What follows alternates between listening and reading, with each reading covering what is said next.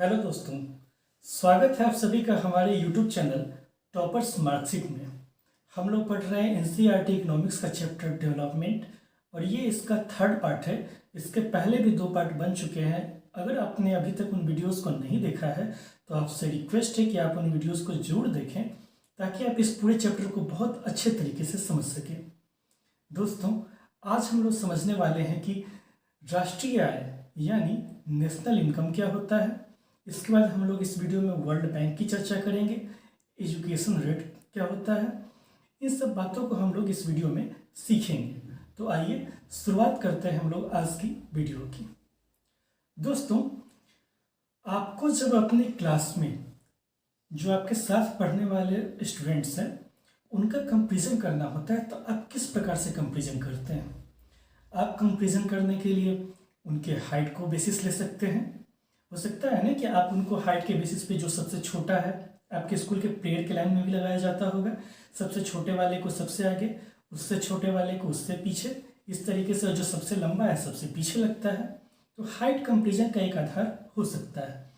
इसी तरह से दूसरा बेसिस क्या हो सकता है, एग्जाम के मार्क्स हो सकते हैं। ठीक है, तो आप देख रहे हैं कि हम लोग अलग अलग बेसिस लेके स्टूडेंट्स के बीच में कंपैरिजन कर रहे हैं। तो जिस तरीके से हम लोग स्टूडेंट्स के बीच में कंपैरिजन कर सकते हैं, इसी तरह से दोस्तों हम लोग अलग अलग कंट्रीज़ के बीच में भी कंपैरिजन कर सकते हैं। तो आइए समझते हैं कि अलग अलग कंट्रीज़ के बीच में कंपैरिजन करने का बेसिस क्या क्या हो सकता है। दोस्तों, पहला तो बेसिस ये हो सकता है कि किसी कंट्री की इनकम। ठीक है, आप पूछेंगे कि कंट्री की इनकम से क्या मतलब है। दोस्तों, जैसे किसी आदमी का मंथली इनकम होता है या फिर आप उसका ईयरली इनकम निकाल सकते हैं, उतने ही इसी तरीके से किसी भी कंट्री का मंथली इनकम या फिर ईयरली इनकम निकाला जा सकता है। इसको हम लोग को अगर समझना हो तो हम लोग एक एग्जाम्पल के माध्यम से समझते हैं।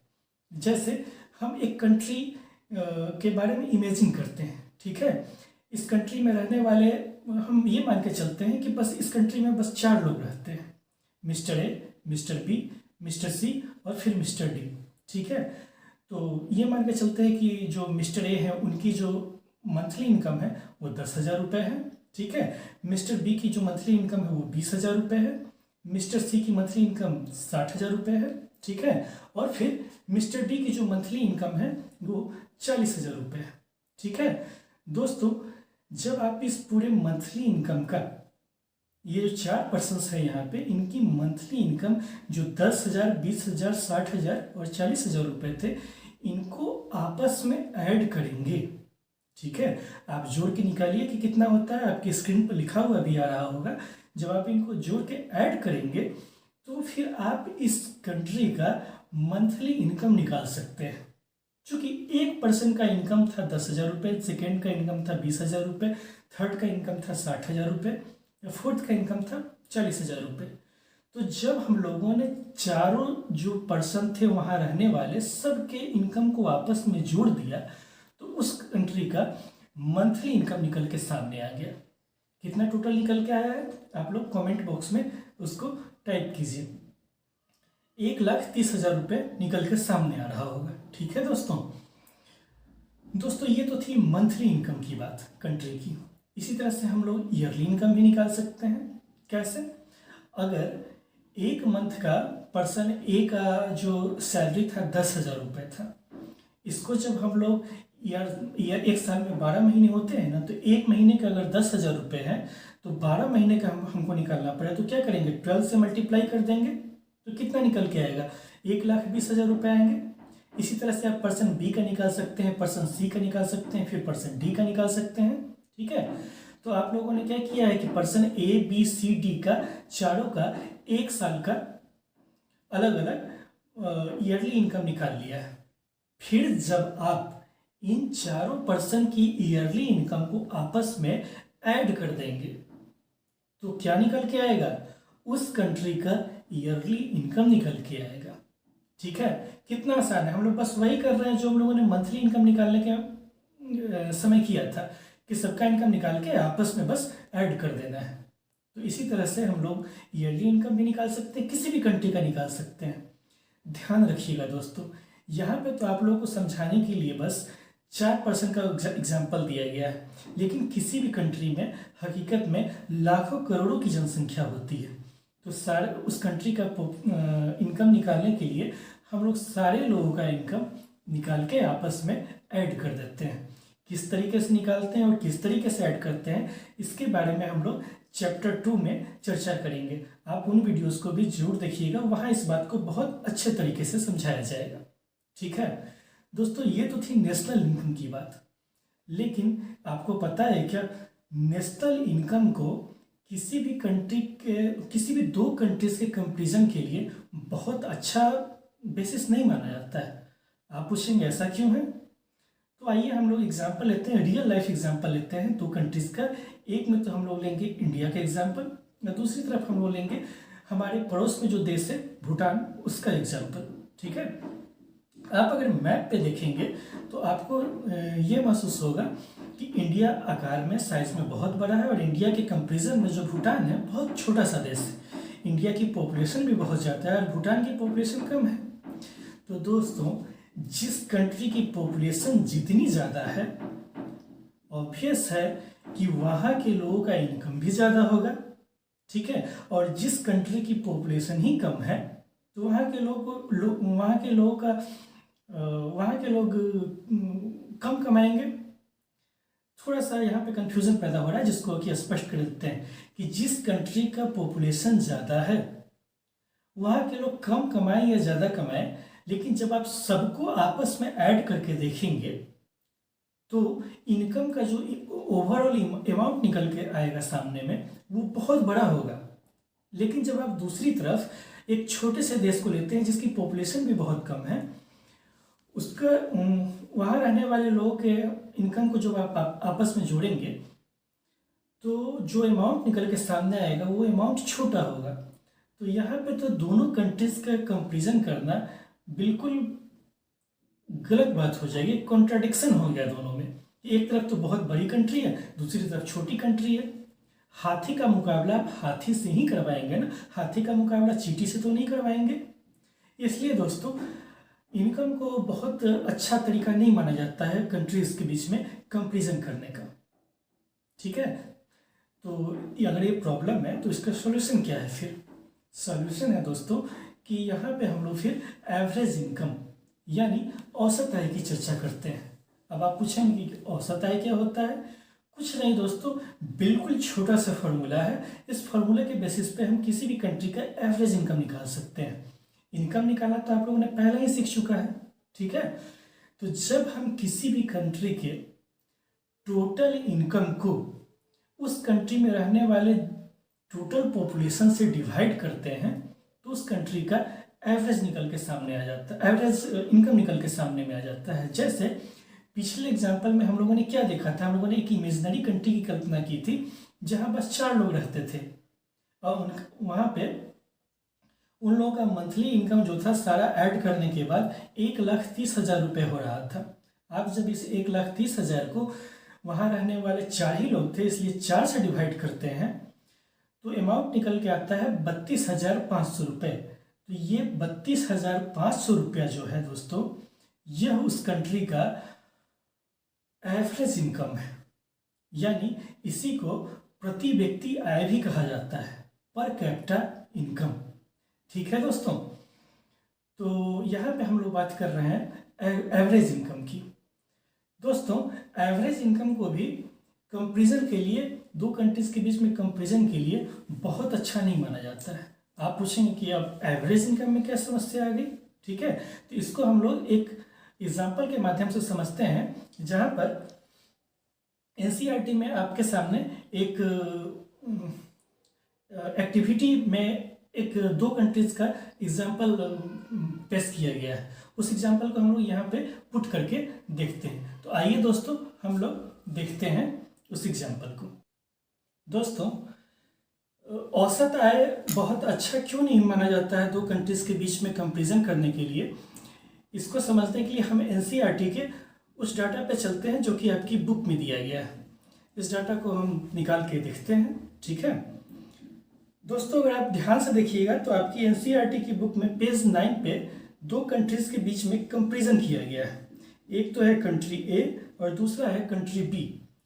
कंट्री ए के जो रहने वाले जो वहाँ के सिटीजन्स हैं उनका मंथली इनकम यहाँ पे दिया गया है, और इसी तरह से कंट्री बी में रहने वाले जो सिटीजन्स हैं उनका भी मंथली इनकम यहाँ पे दिया गया है।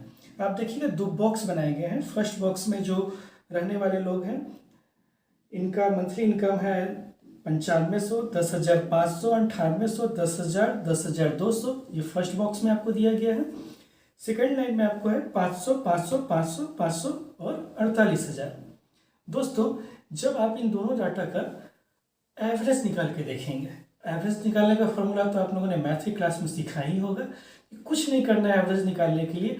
आप क्या कीजिए कि दोनों डाटा को, मतलब कि कंट्री ए में रहने वाले जितने भी लोग हैं उनके डाटा को और ऐड कर दीजिए, ठीक है। और उसके बाद कंट्री ए में रहने वाले जितने भी लोग हैं, शायद इस एग्जाम्पल में 5 लोग थे, तो उसको 5 से डिवाइड कर दीजिए।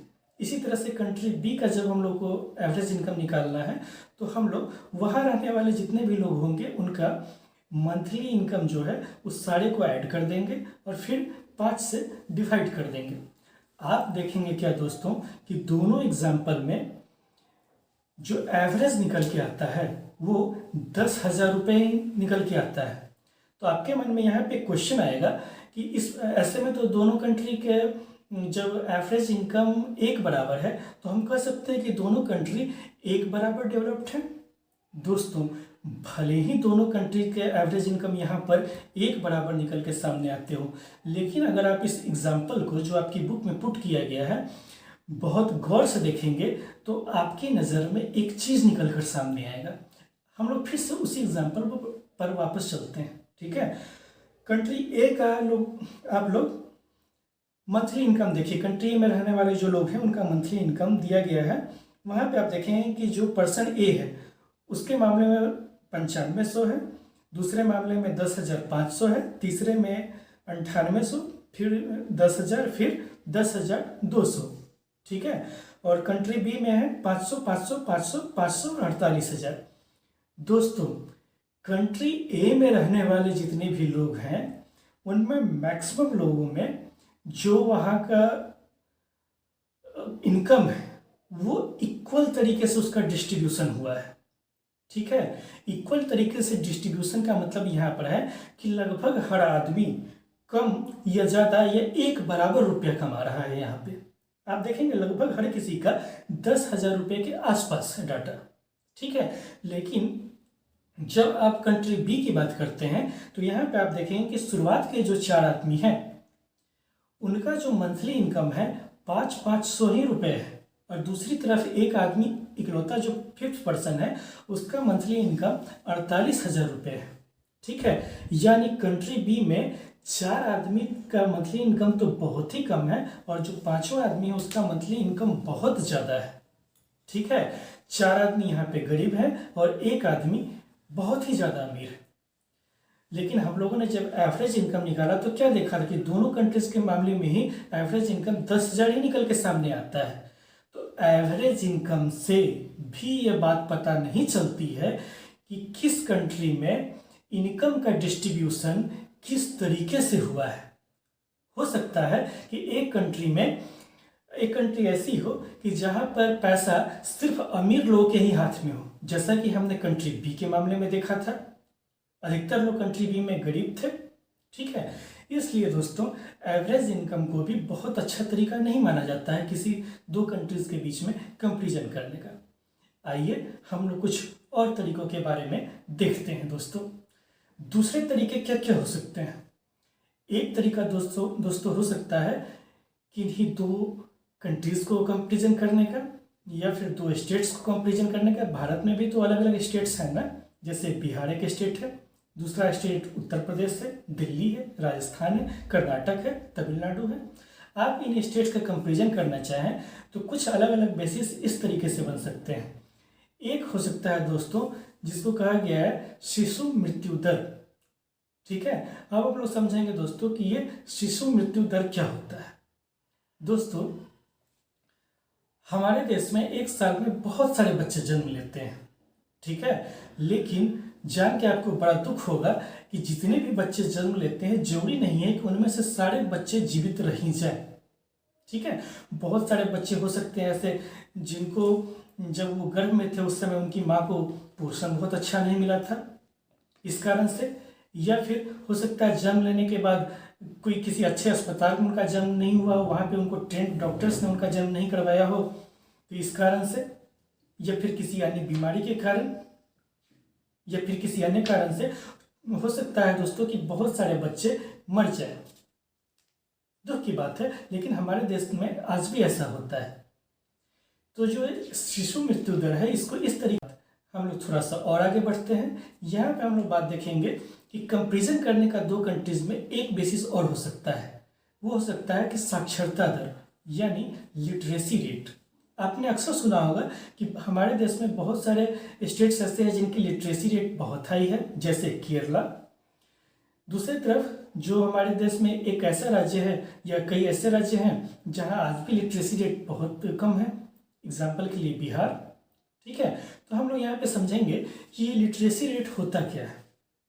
दोस्तों, लिटरेसी रेट को इस तरीके से डिफाइन किया जाता है कि 7 साल या उससे अधिक उम्र के लोग, ठीक है, यहाँ पे बेसिस 7 ईयर्स का लिया गया है कि 7 साल या इससे अधिक उम्र के लोग जो कम से कम किसी एक भाषा को पढ़ या लिख सकते हैं। ठीक है, जो ऐसी किसी एक भाषा को, चाहे वो कन्नड़ भाषा हो, तेलुगु हो, हिंदी हो, बंगाली हो या कोई अन्य भाषा हो, उसमें पढ़ना और लिखना जानते हो तो उनको आप लिटरेट कह सकते हैं। इसी तरीके से लिटरेसी रेट को निकाला जाता है। ये तो सेकेंड बेसिस था। फिर हम लोग देखते हैं दोस्तों कि एक और हम लोग बेसिस लेते हैं, वो है नेट अटेंडेंस रेशियो। ठीक है, अब हम लोग समझेंगे कि नेट अटेंडेंस रेशियो क्या होता है। दोस्तों, आपके नज़र में आपके आसपास बहुत सारे ऐसे बच्चे हो सकते हैं जो आपकी उम्र के हों लेकिन स्कूल नहीं जाते हों। ठीक है, आप तो स्कूल जाते हैं, लेकिन हो सकता है बहुत सारे बच्चे आपके आसपास हो जो किसी मजदूरी के काम में लग जाते होंगे, या फिर किसी अन्य पारिवारिक प्रॉब्लम से या किसी कोई और प्रॉब्लम हो गया उसके कारण स्कूल नहीं जा पाते हैं। ठीक है, तो जो बच्चे ऐसे जिनकी एज 14 या 15 एज ग्रुप के ऐसे बच्चे जो स्कूल नहीं जा पाते हैं, उनका कंपैरिजन जब उन्हीं के एज ग्रुप के ऐसे बच्चों से किया जाता है जो स्कूल जा रहे हैं तो इसको नेट अटेंडेंस रेशियो कहा जाता है। दोस्तों, ध्यान रखिएगा, चाहे हम लोगों ने लिटरेसी रेट की बात की हो, या फिर हम लोगों ने शिशु मृत्यु दर की बात की हो, या फिर नेट अटेंडेंस रेशियो की बात की हो, दोस्तों इन सबों का कैलकुलेशन हम लोग कंपैरिजन करके करते हैं।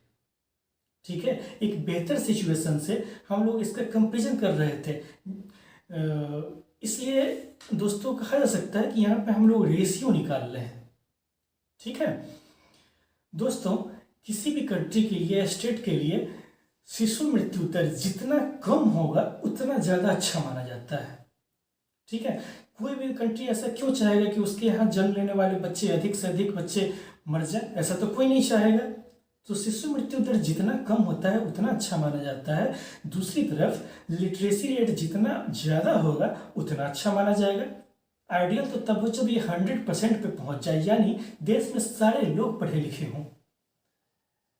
ठीक है, उसके बाद जो हम लोगों ने देखा था नेट अटेंडेंस रेशियो, ये भी जितना ज़्यादा होगा उतना ही अच्छा माना जाएगा। जहाँ जिस कंट्री में या जिस स्टेट में नेट अटेंडेंस रेशियो ज़्यादा होगा, लिटरेसी रेट ज़्यादा होगा, इन्फेंट मोर्टिलिटी रेट यानी शिशु मृत्यु दर कम होगा, हम लोग कह सकते हैं कि वो कंट्री या वो स्टेट डेवलप्ड है। ठीक है दोस्तों, अलग अलग कंट्रीज के बीच में कंपैरिजन करने के लिए वर्ल्ड बैंक नाम की एक संस्था है, ये एक रिपोर्ट जारी करती है। इस रिपोर्ट को कहा गया है वर्ल्ड डेवलपमेंट रिपोर्ट। ठीक है दोस्तों, वर्ल्ड बैंक एक फाइनेंशियल इंस्टीट्यूशन है, एक वित्तीय संस्था है जो दुनिया के जो गरीब देश हैं या ऐसे देश जो गरीब हैं लेकिन धीरे धीरे डेवलप हो रहे हैं, विकसित हो रहे हैं, ऐसे देशों को लोन देने का काम करती है। ठीक है, तो वर्ल्ड बैंक ये रिपोर्ट जारी करती है और वर्ल्ड बैंक ने इस रिपोर्ट में दुनिया की जितनी भी कंट्रीज, अलग अलग कंट्रीज को अलग अलग कैटेगरीज में बांट दिया है उनके इनकम के बेसिस पे। तो आइए देखते हैं कि ये ग्रुप्स कौन कौन है। ठीक है, पहला जो ग्रुप है दोस्तों वो है समृद्ध देशों का। ठीक है, समृद्ध देशों का जो ग्रुप है इसमें वर्ल्ड बैंक के अकॉर्डिंग ऐसे देश जो साल में $49,300 प्रत्येक साल या इससे ज़्यादा कमा रहे हैं, जिनका ऐसी कंट्रीज जिनका जो नेशनल जिनका ईयरली इनकम $49,300 या इससे ज़्यादा है, तो उनको समृद्ध देश कहा गया है। दूसरी तरफ गरीब देश किनको कहा गया है? ऐसी कंट्रीज जिनका ईयरली इनकम $2,500 या इससे कम है। ठीक है, आपको जान के हैरानी होगी दोस्तों कि हमारा देश जो भारत है इसका जो ईयरली इनकम है $6,700 के करीब में है। तो दोस्तों आज की वीडियो में बस इतना ही। वीडियो को हम लोग अंत करें इसके पहले हम लोग जल्दी से आज हम लोगों ने क्या सीखा है उसको समराइज कर लेते हैं। सबसे पहले हम लोगों ने देखा था कि अलग अलग कंट्रीज के बीच में कंपैरिजन का आधार क्या क्या हो सकता था। ये आधार था इनकम के बेसिस पे, इन्फेंट मोर्टेलिटी रेट के बेसिस पे। फिर आगे हम लोगों ने देखा एजुकेशन लिटरेसी रेट के बारे में देखा, नेट अटेंडेंस रेशियो के बारे में देखा। फिर हम लोगों ने सीखा कि वर्ल्ड बैंक कैसे दुनिया के अलग अलग कंट्रीज के बीच में कंपैरिजन करती है, कैसे कुछ देशों को वर्ल्ड बैंक ने डेवलप्ड कंट्रीज की कैटेगरी में डाला है, कुछ कंट्रीज को अंडर डेवलप्ड कैटेगरी में डाला है। ठीक है, तो दोस्तों आज के वीडियो में इतना ही। नेक्स्ट वीडियो में फिर आपसे मुलाकात होगी, तब तक के लिए धन्यवाद। Thank you.